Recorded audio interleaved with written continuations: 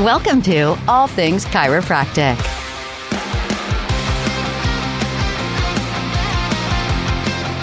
Welcome to another episode of All Things Chiropractic. I'm Paul Andrews. Welcome. I'm Dr. Mark Davini. Don't put me into a box. Bada bing, bada boom. Right? So today we're going to dive into boxes 14 and 15 of the CMS 1500 claim form. And before you... I've been waiting for this one since we started podcasting. Listen, before you shut off, hit pause, roll your eyes. This isn't going to be just a technical, here's box 14, put in this date. This is about why is it so significant and what does it really mean? Where does it correspond into your daily practice, documentation? What are you really saying on this claim form when you're filling out box 14 and should be, but are not, filling out box 15? And then if we're going to put this in simple, practical terms, you get paid. Yeah. So if you know anything about the 1500 claim form in box 14 and or 15, that's where a date goes. And my little cutesy title is First Dates Are Awkward. Have you ever been set up on a date yourself, like a blind date or anything like that? No. Me neither. I would never want to. I don't know. No. It just seems so weird. I know that would just seem so weird. Yeah. I think it's just part of, there's apps and things I won't mention that younger kids used now, but to me, yeah, it was weird. Anyway. Yeah. I don't know why we're talking about that. I don't know. So let's just define what these two fields are on the claim form so we understand what we're talking about. And I'm sure all of your billing and financial CAs will know what box 14 is, because that is date of current illness, injury, pregnancy, or last menstrual period. Maybe about a month ago. Yeah. Well, hey, we won't go to that. But for purposes of our typical audience, we can strike out pregnancy and LMP because we just don't. It's not relevant to the services. It may be part of the clinical picture, but it's not relevant to the claim form. We don't treat pregnancy. Yeah. Directly. Yeah. So date of current illness or injury, those are the two choices in box 14 you typically have to make. And the question is, what choices are you making or should you be making? Now, I'll tell you right up front that oftentimes when I'm looking inside software or we're onboarding a new billing client, they don't even fill this out. Like, it's empty in the software. So then the question is, well, what happens when you try to submit an electronic claim or a paper claim and there's no date in box 14? Well, one of two things could happen. I'm glad you asked me that question. Took the words right out of my mouth. So, depending on the software you use or the clearinghouse you use electronically, they will put in the date of service that you're billing out in box 14. Or they'll flag it as an error and say you need to put a date in box 14. I prefer the latter because then you can correct it correctly versus not realizing that the doctor, yes, the provider is responsible. This is a clinical function. This is a clinical element, data element. The doctor should be putting in the date in box 14. Yeah. Well, imagine the doctor now. They do this claim. They don't fill out that box. They send it out, and they do the first option there, where the carrier just plugs the date in, and now the doctor gets paid. Is there anything given to the doctor indicating that they did not fill out that claim correctly? They think they're doing it right. No, I sent it out. I got paid. Why do I have to pay attention to this? And they're not hitting the button, right? So the CA won't even, if they don't know that's empty, right, and the clearinghouse fills that in, or their software with the data service, they'll never know. Exactly. But what are you telling the carrier? That wrong date. Every time you submit a claim, you're saying that there's a new injury on that data service. So if they're coming in 3 times a week for 4 weeks, they've had 12 new injuries And remember, as a compliance company, we always deal with risk management. So you might hear this and say, well, I'm getting paid. What's the big deal? They can put in any date they want as long as they pay me. The problem comes from when somebody has to scrutinize that claim. You're being challenged, maybe as a review, as an audit, as some type of legal proceeding. You get challenged, and now you have to try and explain that incorrect date on the claim. And you are so bold as to say, my documentation is perfect. It's awesome. I remember everything. But don't you realize that your claim is part of your documentation? Exactly. And you are every bit as responsible for what's on the front of that claim as what's on the back of the claim, which Paul went into detail with in another podcast. Your legal responsibility and the legal ramifications of what's on the back of that claim form. Because in Box 31 docs, providers, you're digitally signing these claim forms and you are attesting or certifying to the information that's on them and all of the legal disclaimers and notifications that are on the back apply to the front. Well, let's again dispel the myth. You are responsible. You can't blame your billing company and you can't blame your billing personnel. You, as the chiropractor of record in that office, are responsible for everything that goes out from that office. So the question becomes, okay, you've got my attention now. What date should I be putting in Box 14?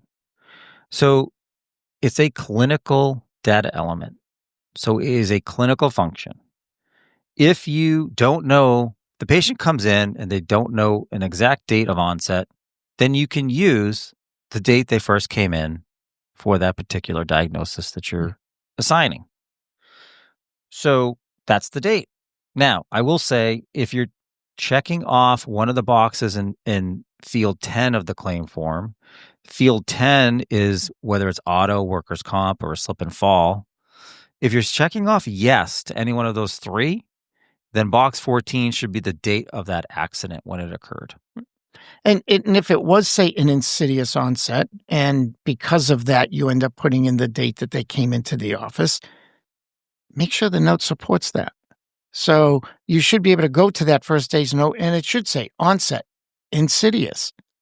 Now you know why that date was the date that they came into the office. So it does carry through, even into your note documentation. Now, I will make a side note here that there are some EHRs that allow you to check off the word gradual. Please do not do that. I don't know why they allow that. Because as a function of the claim form, Box 14 is a date. If a word like the word gradual appears in there, that is not going to hit the carrier. What's going to hit the carrier is the software or the clearinghouse is going to auto replace that with, guess what? The date of service. The date of service. So here we go back to an inaccurate documentation problem. Yeah. So if your software has the word gradual near where Box 14 date would go in, please ignore it. Now, most EHRs, when the doctor's doing their documentation within their provider login, there will be an opportunity to put this date of current illness in. Now, that you tell me, doc, you're a clinician, can the date of injury or illness change even within a current plan of care? Absolutely. Yeah. So if you're going to be updating diagnosis because something changed, don't forget Box 14 also needs to change. And that's going to help you because now, from a carrier perspective, I'm looking at this going, something's changed, something's new. This is going to sort of reset this plan of care in a sense. Yeah. Isn't this more, we'll say more important in situations like Medicare, where generally we know the Medicare system is a catch and release system. You treat them, you release them, you treat them, you release them. Whether they stay on as maintenance or not is a whole other discussion. But it's a catch and release system, which means that every time they come in and you start a new active treatment phase in Medicare, there might be a different date in Box 14, right? Make sure it's accurate is what we're saying. Now, before you get too excited that, I'm going to get more visits from the carrier. If there's a hard cap of chiropractic visits, it doesn't mean that you'll reset that 12 or 20 per calendar year or anniversary date. Not saying that. Don't run out and think that's going to happen. But again, the need for ongoing care is now being reflected in the first thing the carrier sees, which is your claim form. As a profession, we do have to shift away from thinking that all of this documentation and all of this minutia is simply an insurance issue. It is, so that you can get paid. But when you put stuff down in a document, I should say, and you put something in a document, it also becomes a risk management issue. At some point, you may be required to justify all of the information on all of the forms in any one patient record. So get away from thinking you're just doing this because. You might do it to get paid, of course, but that becomes part of a clinical document that may at some point in the future be scrutinized. So being accurate is important.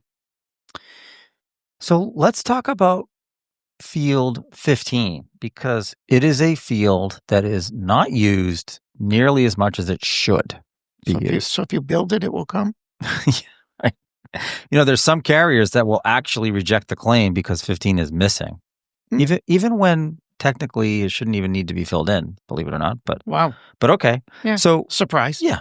What is box 14 and how would it correlate to box 14?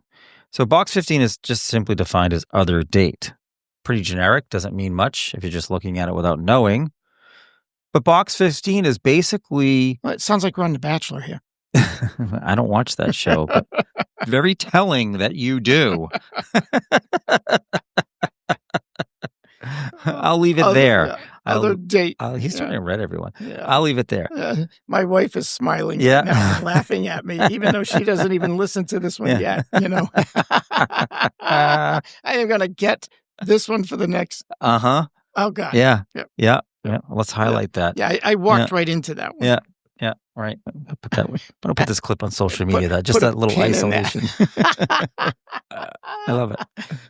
Okay, so box 15. What is that? When should you, technical terms, fill this out? So if somebody comes in, let's say, for a low back condition, and this was January 2nd, and then they get better, shocker, and they decide, I don't need you anymore. Or you decide we're catch and release, discharge. And then they come back in March 1st and they have low back pain again. Same diagnosis, same basic condition. How do you handle that? So we already said, well, if it's a new onset exacerbation or injury, you put the new date in box 14. But what you would do is carry the old date from box 14 and put it in box 15 to tell the carrier, interesting, really, I have treated this condition before for this patient. It started on box 15's date. That was the date they first came in for this originally. But box 14 shows the recent exacerbation or re-injury causing the same condition. That sounds like a pain in the butt. It is. No lie, I'm not going to sugarcoat it. It's kind of a pain, especially because you can't reach box 15 easily in documentation, mostly for the provider. So you have to go in through front desk or where the assistants usually are. But that's okay, because once you do it once, you don't need to update box 15 again. If they're coming back in, if they exacerbate themselves again after being discharged or self-terminated, box 15 still stays the same because that's the original date of consultation for that condition. Yeah, I mean, this goes back to our position that first visit, that first note, even that first billing now, all of it will require that focus, that attention, but it makes a huge difference down the road. And if you're telling this, as we said in our podcast on claim forms, in general, if you're telling the story in your documentation, that may never hit a carrier, but the claim form does. Right. So that's the story ahead of the story. It's the summary of the story. Some people say, I have great documentation. Well, you know that commonly not, you don't submit notes with your document, with your billing, but the bill goes in every time. Yeah. So it has to tell the story and it has to make sense. It's got to match. That's right. And so how does the carrier know what is the date you're actually reporting? Like how do they know it's either the date of injury or the date of first consultation or the latest, chronic condition manifestation? Well, those are qualifiers. So you will see if you're looking at your box 14 and 15 on your CMS 1500, I'm sure everyone is right now. Don't do it if you're driving. So you'll see a qual box, meaning qualifier, and that's just for a 3-digit qualifier to go in there. So 454 is the qualifier for initial treatment. 439 is the qualifier for accident. Your financial CAs will get to know this stuff for sure. And your software will automatically embed some of these qualifiers if you're not careful to describe them correctly. But again, it just goes to, we're getting into the weeds a little bit on the technicalities, but that's the whole point. Like, here we are, how many minutes into this podcast, and we're just talking about 2 boxes of claim form. Just the 2. Yeah, just the 2. We haven't even got into the interesting part. Yeah. Is there one? But so if you're saying to yourself, well, where do you get this information? How do you know this stuff? Well, that QR code on the top left-hand corner of the claim form is where you can get to nucc.org. The instructions for all these fields live there. Every carrier has their own additional instructions or, let's say, clarifications or refinements, but the federal government gives you their CMS 1500 guide, and that guide was updated July of 2024. It's version 12. You can see all that when you get on that website. I'm sure you're all going to run there. You can't wait. You're going to bookmark it and look at it all the time. But one of my points is, as we talk about this, these claim form fields have to match and correlate with the documentation itself. There's also an interdependency within the claim form of these fields.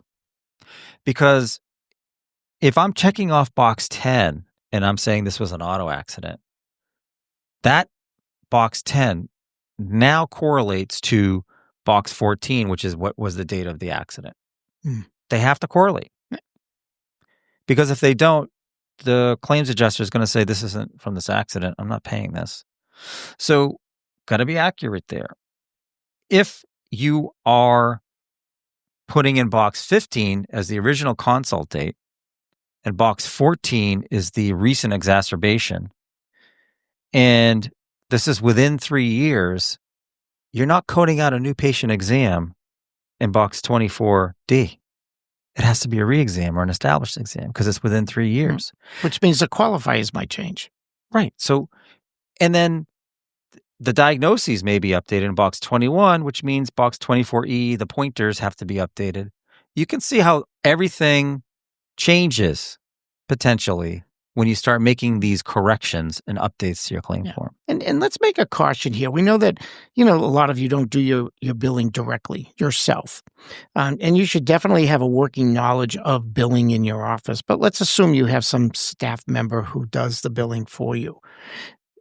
This person obviously has to know a lot. And they have to know what they're doing, and they have to understand it. So this is not a simple position. This person should be trained and should have ongoing training and make sure that they are, quote, compliant with the billing. This is obviously, we just spent the last, 20 minutes or so talking about 2 boxes. So you now as a practitioner understand the importance of these 2 boxes and maybe even might remember the actual reasons for them. But look at what Paul just said. How they interact with box 10 and box 21 and the qualifiers. And then we got box 14 and box 15. And, all of a sudden you realize there's a lot to this. And it's reasons to say no. So do it well, and be done with it. Don't give them a reason to say no. And don't go fishing. It's really not advisable to say, well, I don't know it, so I'm just going to keep trying till something works, whether it's a code, a qualifier, a date. because those duplicate submissions get logged and these carriers start saying either this person really doesn't know what they're doing or I suspect they're trying to do something more malicious, and you're going to put yourself on the radar because it's... And in many cases on the defensive. Right. And remember, I said they all correlate, right? And I used the exam as the example. One of the things I get a lot, and I don't understand it, is, well, this was an auto accident, so it's a new condition. I'm going to use a new patient exam, even though you've seen the person within 3 years. It doesn't make any sense to me in today's world. I don't get it. Like, I understand it's a new condition. It's a brand new accident. But again, if you understand these claim forms and you understand the requirements, you'll get to those conclusions more than one way. Yeah, and there's sometimes idiosyncrasies that we can look at and go, that makes no sense to me. You know, a new patient to me is a new patient, and once you're a new patient, you're an established patient. But no, if it goes longer than 3 years, you're converted back to a new patient. But that's the rule. That's the way it is, and we all have to live by some of these little idiosyncrasies. We can't just interpret it our own way and make it fit our thinking. And one of the worst things I've heard about this, well, I didn't want the auto carrier to know they were a patient before they got into the accident. Yes, I've heard this. And I'm like, wait a minute. Or the lawyer told me not to do that because we don't want them to know about the other accident. Hello. Right. Whether they were cash paying or on their fifth auto, it doesn't matter. You got to code it correctly because and Big Brother's watching. Right. Because what do we say? Doctor, if you start treating the claim and not the patient, you get into trouble. Yeah. And if you start doing what the attorney tells you to do when it comes to your claim, remember, their license is not on the line. Yours is. Exactly. It's easier to play with somebody else's license and livelihood. Yeah. Right? Oh, don't worry about it. Just do it. Just do it. Yeah. And then you're the one called in before the board and you say, well, why did you do it? What's your defense? The lawyer told me to. They're not going to fess up to that. I can tell you that much. No. Oh, I never told him to do anything he shouldn't have done. I just suggested that if it's possible for him to do it. Yeah. So some closing thoughts as we conclude on this riveting box 14 and 15 scenarios. The big picture. Your claim form in every field that gets reported is telling the story of that patient when the SOAP note's not there. It goes ahead of it all the time, unless you're attaching the notes behind it for like an auto work comp. But most of the time, it's the claim form only. So is the story true? Is it accurate? And does it correlate back to the SOAP note documentation that you have? So to follow everything Paul just said, make it your field of dreams, not your fields of nightmare. Oh, God. I can't. Well, thanks again for joining us for All Things Chiropractic. He's not thanking me. He's thanking you. Thanks for hanging in there. I'm Paul Andrews. Dr. Mark Davini. Thank you. Thanks for listening to All Things Chiropractic. We'd love to hear from you. Visit allthingschiropractic.com with comments, episode ideas, or questions. Or connect with us on Facebook and Instagram at All Things Chiropractic Podcast. Be sure to join Dr. Mark Davini and Paul Andrews next time for another episode of All Things Chiropractic.